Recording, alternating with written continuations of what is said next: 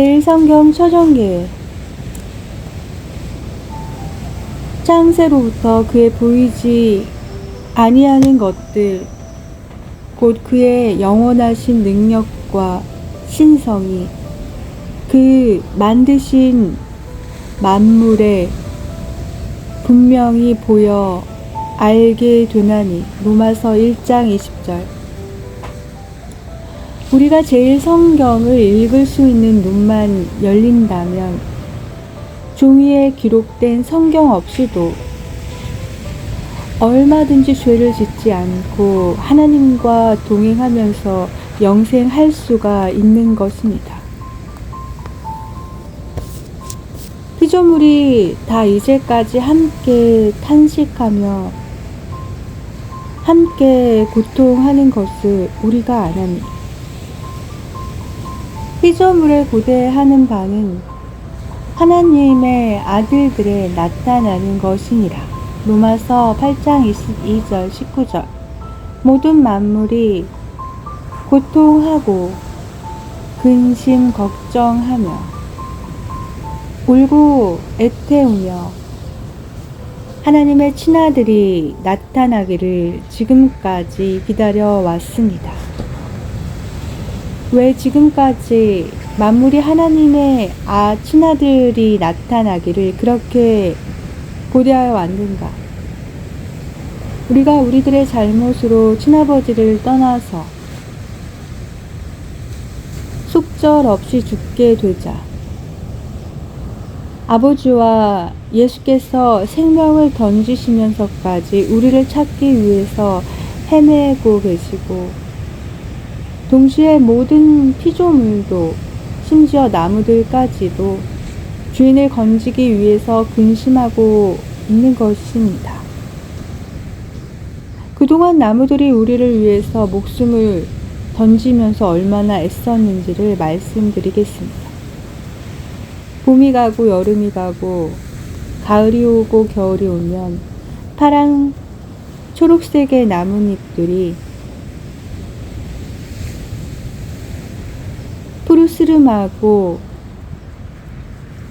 하얗게 마르는 것이 아니라 아주 샛노랗게 빛깔이 변해서 떨어집니다.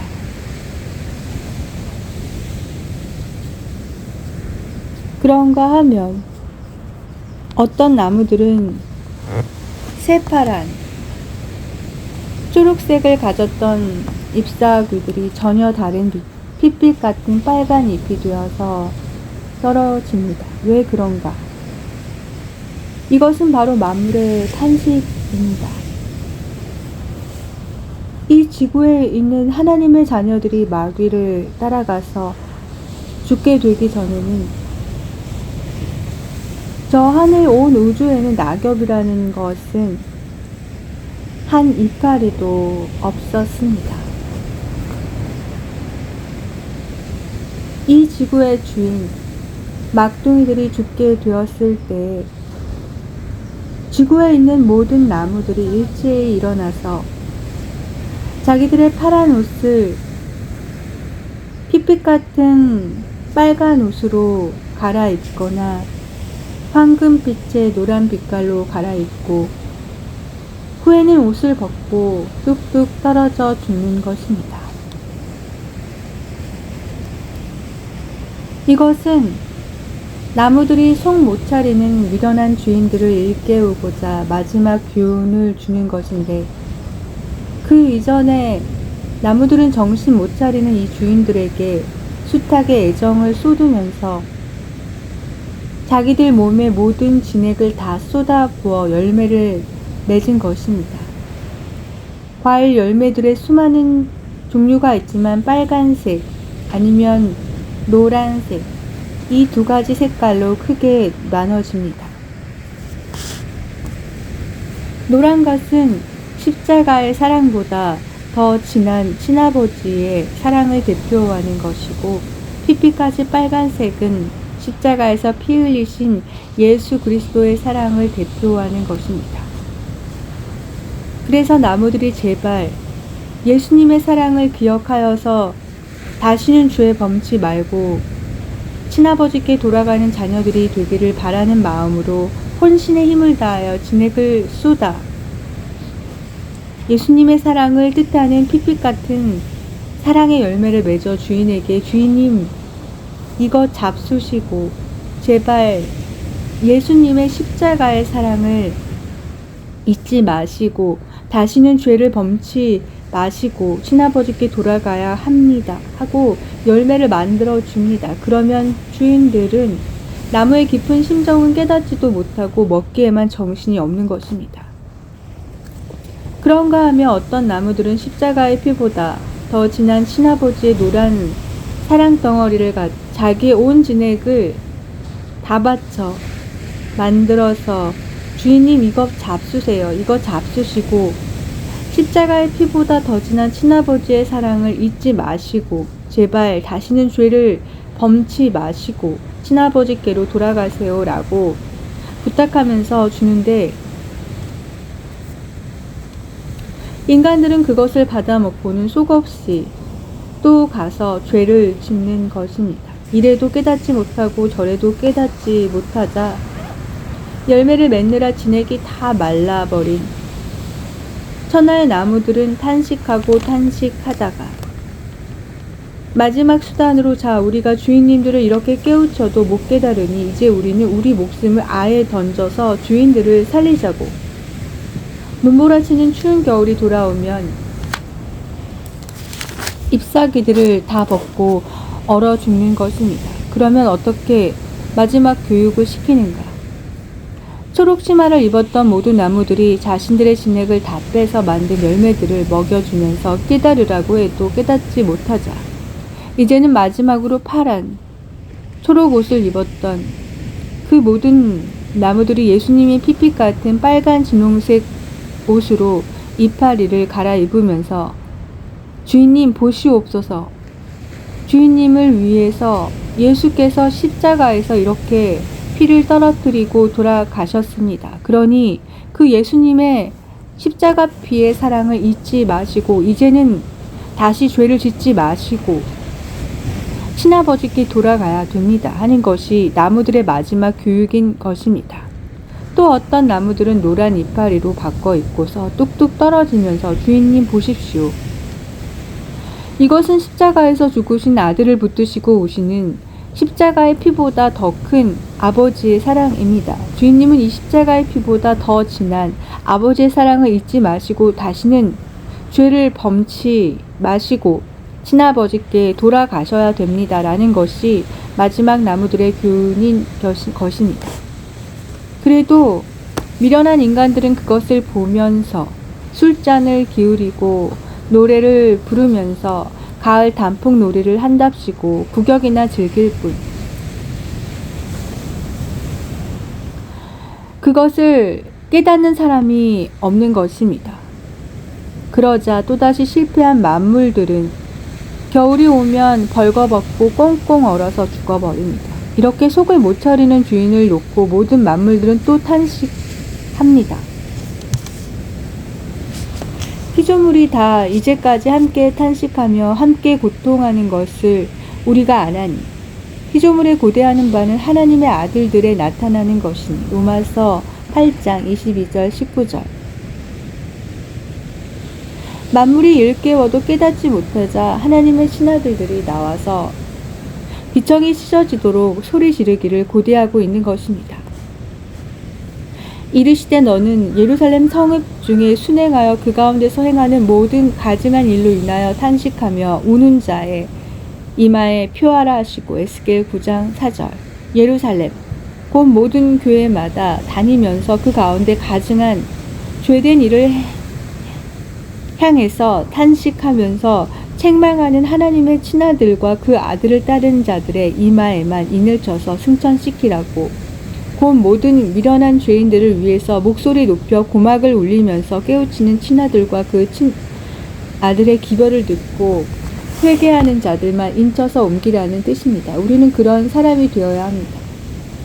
이렇게 모든 피조물들이 미련한 주인을 깨닫게 하기 위해서 자기들의 마지막 옷까지 다 벗고 얼어 죽는 것입니다. 그러자 하늘의 하나님께서 너무 고마워서 의의 흰 눈꽃송이 베개의 옷을 입혀주시는 것입니다. 그런가 하면 사절수 소나무는 주인님, 제발 나와 같이 정절을 지키셔요 하고 일러줍니다. 이렇게 남을 위해 죽은 나무들은 그 이듬해 봄에 아버지께서 다시 부활시켜서 중생의 잎과 성화의 꽃이 피어나게 하고 성령의 열매가 주렁주렁 달리게 해서 영생하는 나무가 되게 하시는 것입니다. 그래서 성경이 뭐라고 말씀하셨습니까? 풀같은 인생들은 하나님께서 데려가지 않는다고 말씀하셨습니다. 우리는 나무 같은 인생이 되어야 합니다. 예수님께서도 자기 자신을 가리켜서 나무라고 하셨습니다. 우리는 짐승같이 미련한 이 세상의 주인들을 깨우치기 위해서 십자가의 피보다 더 진한 아버지의 사랑과 십자가의 피같이 진한 예수님의 사랑을 외치다가 죽는 나무같이 자기 목숨을 버리는 사람들이 되어야 합니다. 그런 사람들만 하나님께서 의의 옷을 입히시고 영원한 봄동산 낙원에서 영원한 불사불멸의 생명을 주어 영생하도록 하시는 것입니다. 그 후에 예수께서 디베랴 바다에서 또 제자들에게 자기를 나타내셨으니 나타내신 일이 이러하니라. 요한복음 21장 1절. 예수님께서는 승천하신 다음에 다시 나타나지 않으신 것이 아니라 그 후 세대에 정말 자기를 사랑하는 제자들에게 또 나타나고 하셨습니다. 오늘날 우리들에게 예수님께서는 또 나타나셔야 합니다. 그런데 그것은 제일 성경, 만물 가운데서 나타나셔서 교훈을 주시는 것입니다. 그것이 살아계신 참 예수님과 교통하는 자들입니다. 강원도 방문길에 올랐을 때 벽계수가 철철 흐르는 깊은 산에 들어갔습니다.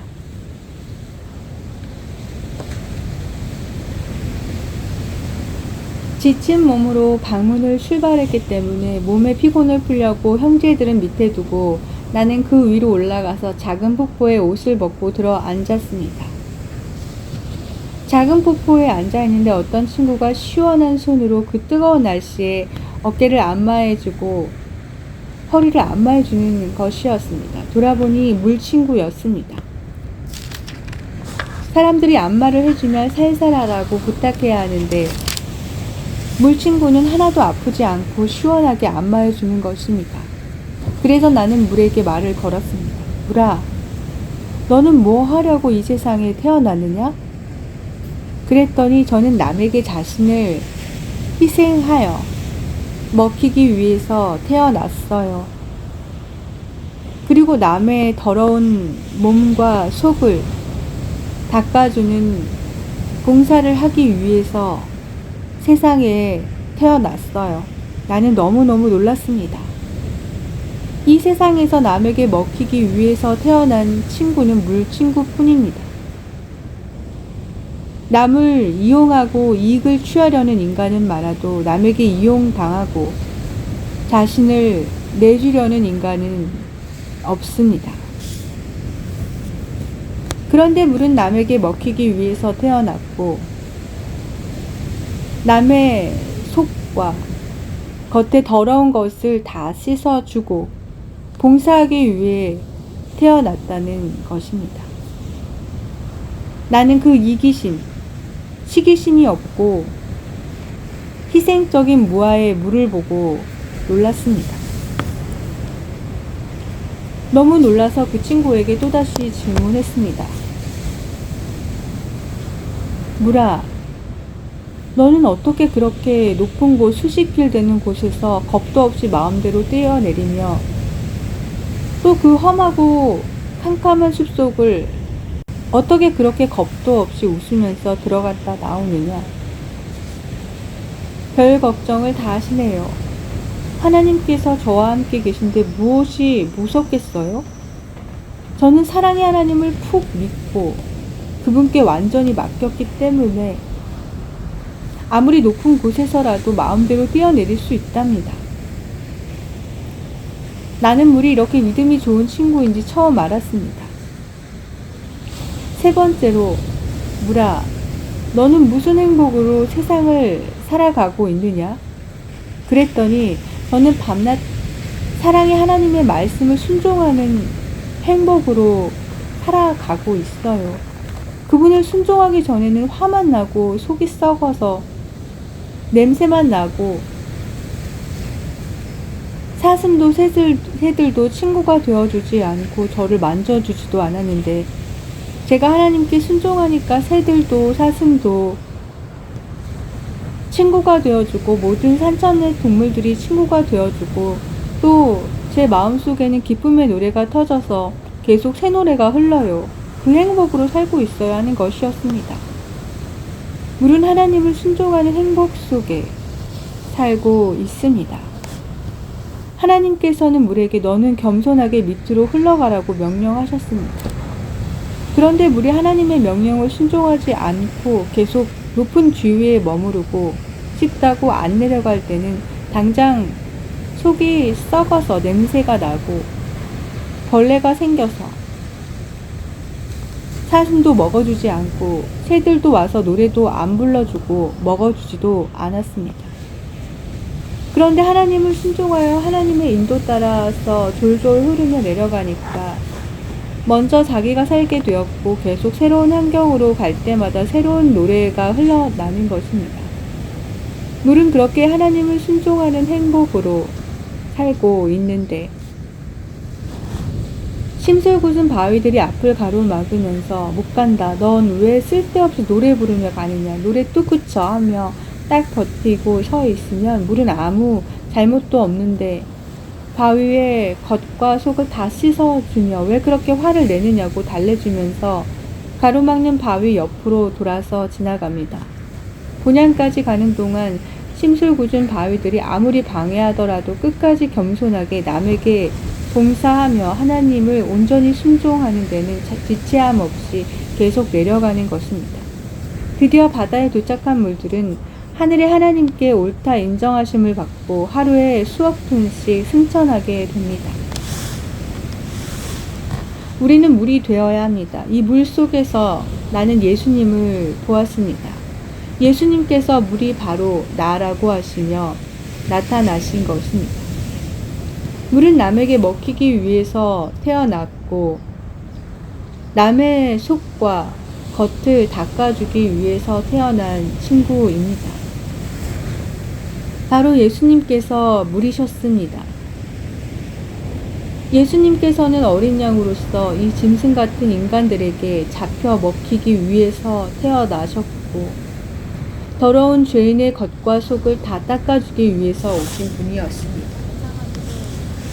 그런가 하면 예수님께서는 하늘 아버지께 자기의 전생애를 통째로 맡겼기 때문에 저 하늘 보좌에서 겁도 없이 뛰어내려 오셨고 또 여기서 무덤으로 뛰어내릴 수 있었던 것도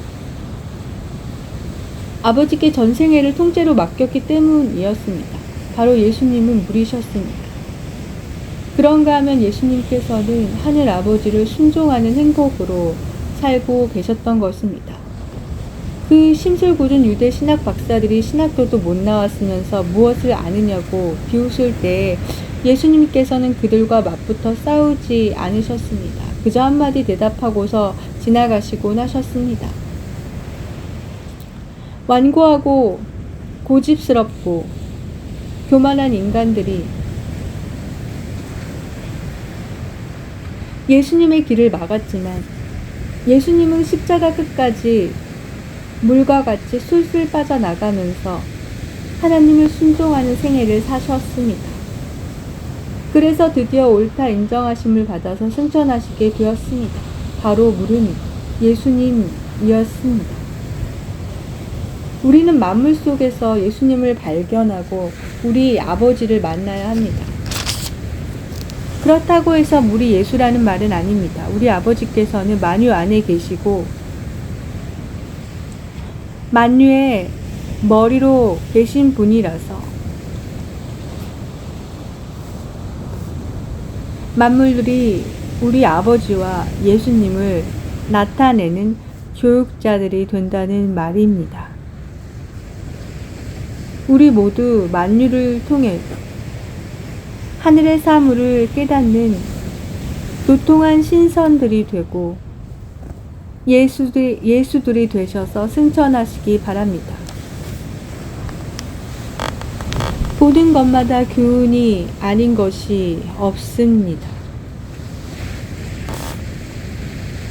매미들은 7년씩 땅 속에서 금식 기도를 합니다.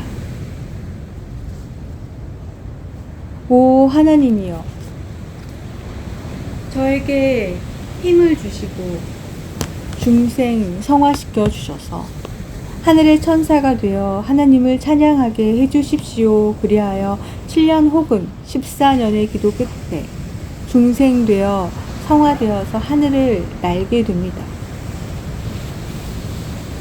그런가 하면 물속에서 꼬물꼬물 돌아다니던 애벌레들도 간절히 기도해서 잠자리로 중생 성화되어 하늘을 날아다니고 있습니다. 이 잠자리는 물밑에 기어다니던 벌레였습니다. 붕어나 잉어같이 평생 가도 춤 한번 추어보지 못하고 기어다니던 벌레가 하나님께 기도해서 중생 성화되어 하늘을 나르는 천사가 된 것입니다. 물속에 꼬물거리는 벌레도 천사가 되어서 하늘을 나르는데 왜 우리가 중생 성화되어서 하늘에 가지 못한단 말입니까? 그런가 하면 나보가 있습니다. 나보는 세상 사람들이 말하는 나비입니다. 세상 사람들은 이 나보를 나비라고 부릅니다. 나는 안 된다. 나는 아니다. 라고 말입니다. 그러나 이제부터는 나는 된다. 나보라고 부르십시오. 나 보라, 나를 보라, 나 되지 않았느냐 하고 말입니다. 나보는 꾸물꾸물 다니던 애벌레가 춤을 추는 천사가 된 것입니다. 매미는 하나님을 한번 찬양하기 위해서 7년, 14년을 끈질기게 기도합니다. 그리고서 4주, 겨우 한 달 노래 부르다가 죽는데 14년을 공을 들이는 것입니다. 우리는 하나님의 친아들들이니 나보나 잠자리, 매미보다도 더 멋지게 승천하는 사람들이 되어야 합니다. 이 모든 것이 교훈이 아닌 것이 없습니다. 산에 가 보았더니 나보와 매미와 잠자리가 춤을 추면서 노래를 부르는데 거기 그들을 잡아먹으려는 마귀가 있습니다. 7년 14년 금식 기도에서 중생 성화되어 나왔더니 그들을 잡아먹으려고 매미나 잠자리가 잘 다니는 나무와 나무 사이에 보이지 않게 오류의 줄을 쳐놓고 기다리는 거미 마귀가 있는 것입니다. 하나님께서는 벌써 그것을 아시고 잠자리 같은 자에게는 몇만 개씩 되는 통찰력의 눈을 주셨습니다. 너는 내가 주는 통찰력을 잘 사용해서 마귀 거미에게 걸려 죽지 않도록 조심해라. 그런데 주의하지 않고 좋다고 춤추고 다니다가 탁 걸리면 숨어있던 거미가 나와 숨도 못 쉬게 돌돌 말아서 파먹기 시작하는 것입니다. 우리도 나보가 되고 잠자리가 되고 매미가 되어서 춤을 추고 다닐 텐데 다시는 저 오류의 거미줄에 걸리지 않도록 조심해야 합니다. 겨울에 산에 올라갔더니 덩굴 나무들이 머리를 풀어 산발을 하고 나는 틀렸다. 나는 중생 성화되지 못한다고 엎드려 울고 있었습니다. 또 큰 참나무가 팔짱을 끼고 입맛을 쩍쩍 다시면서 나도 중생 성화되기 틀렸다. 나는 중생 성화 안 된다는 것입니다. 소나무가 왜들 이렇습니까? 좀 참으세요. 해도 아니 나는 틀렸다. 고 덩굴나무가 엎드려서 우는 것입니다. 그러더니 그 이듬해 봄이 되자 참지 못하고 그렇게 불만불평하던 덩굴나무도 환히 중생의 잎 성화의 꽃이 피어나고 참나무도 환히 피어나고 다 중생 성화되는 것이었습니다. 우리도 덩굴나무같이 실망하지 말고 소나무같이 끝까지 견디어야 합니다. 한 번은 내가 늦가을에 산에 올라갔습니다.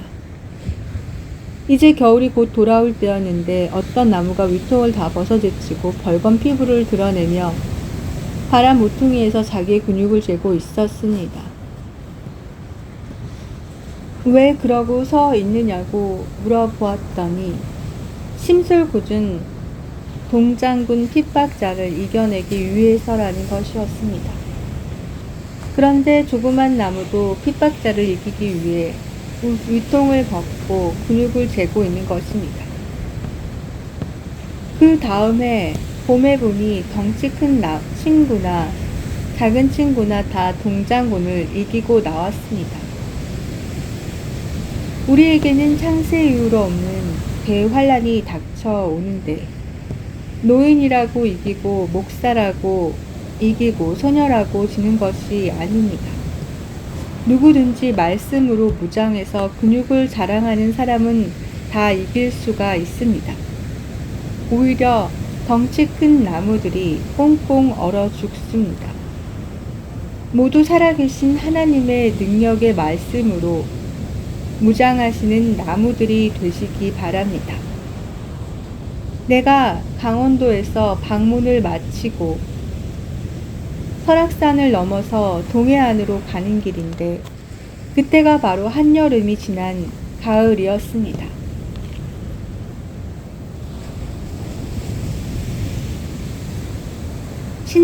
산들은 거룩합니다. 이 거룩한 설악산이 여름 내내 속세의 더러운 인간들에게 얼마나 볶이고 더럽힘을 당했는지 속이 아주 상했습니다. 산도 얼굴이 있고 가슴이 있는 것입니다. 그런데 속세의 더러운 인간들이 때를 지어 와서 소리를 지르고 술을 먹고 소주병을 던져서 깨트리고 대소변을 아무데나 싸서 여름 내내 시달림을 당하고 나니까 설악산이 얼마나 속이 상했는지 화가 잔뜩 났습니다.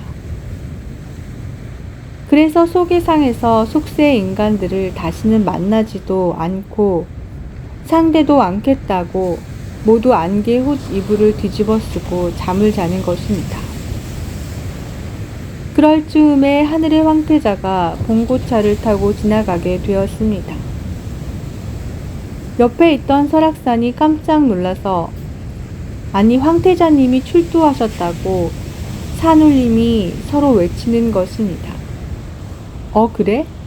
잠자던 설악산 곤란 친구들이 전부 안개 혼이불을 걷어붙이고 어디 계시냐고 끼웃끼웃하는 것입니다. 우리 차가 지나가니까 그 잠꾸러기 바위 친구들이 까치발을 디디고 어디 계시냐고 고개를 끼웃끼웃하며 쳐다보는 것입니다. 그런데 뒤에 있는 바위가 앞에 있는 바위 때문에 안 보이자 앞에 있는 바위 양반님 제발 까치발 듣지 말아주세요. 내가 안 보입니다. 고개를 숙여 주십시오. 앞에 있는 바위가 죄송합니다. 앞에 있는 바위 양반이 나보다 키가 더 크니 나도 어쩔 수 없습니다. 그 소리를 들으면서 지나가는데 이제 설악산이 황태자님 나타나셨다고 환호상이 점점 높아갑니다. 그 환영을 한몸에 받으면서 고개를 넘어 오색 약수터에 도착했습니다. 오색 약수터에 도착해서 약수를 한 잔 들고 있으려니까 눈치 빠른 다람쥐 소녀가 쪼르르 바위 무대 위로 올라오더니 목청을 높여 노래를 부르는 것입니다. 그런데 이 다람쥐 소녀는 노래가 다 끝났는데 내려갈 줄 모릅니다. 내가 저 멀리 떠나갈 때까지 바위 위에서 이마에 손을 얹고 눈물을 닦으면서 석별의 정을 잊지 못하여 하는 것이었습니다. 그래서 이런 글을 써보았습니다. 설악산 친구들, 형제들과 아침 일찍이 설악산에 오르니 속세의 가증스런 인간들에게 시달려 지쳐버린 설악산 친구들, 보기 싫다, 만나기 싫다, 안개 혼잎을 뒤집어 쓰고 속상하여 잠만 자던 설악산 친구들. 뒤늦게 황태자님 일행 행차하니 기뻐 외치는 산울림 소리에 놀라 깬 설악산 친구들.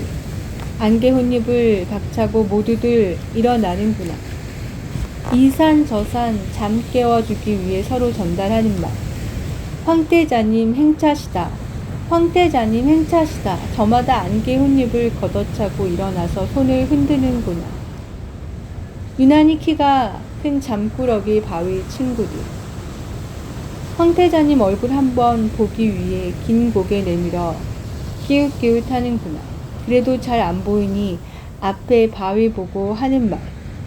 당신 머리 때문에 안 보이니 너무 고개를 쳐들지 말아주오. 까치발 딛지 말고 고개 좀 숙여 주시구려. 앞에 섰던 바위가 대답하는 말. 미안합니다. 앞에 서 계신 바위 양반이 내 키보다 더 크니 나도 잘 안 보인답니다. 온 설악산들의 환호성은 점점 더 커진다. 뜨거운 환영을 한 몸에 받으면서 내려오다가 오색약수터에 들러서 약수를 한 잔 들자 하니 본향 찾아가는 물들이 기뻐 손 흔들어주는 모습들. 마음이 기쁘고 상쾌하여 앉았노라니 눈치 빠른 다람쥐 소녀 잽싸게 바위 무게 위로 올라가서 소리 높여 목청 높여 환영 노래 한 곡 줘 불러주는구나. 노래는 다 끝나는데 왜 내려갈 줄 모르는가.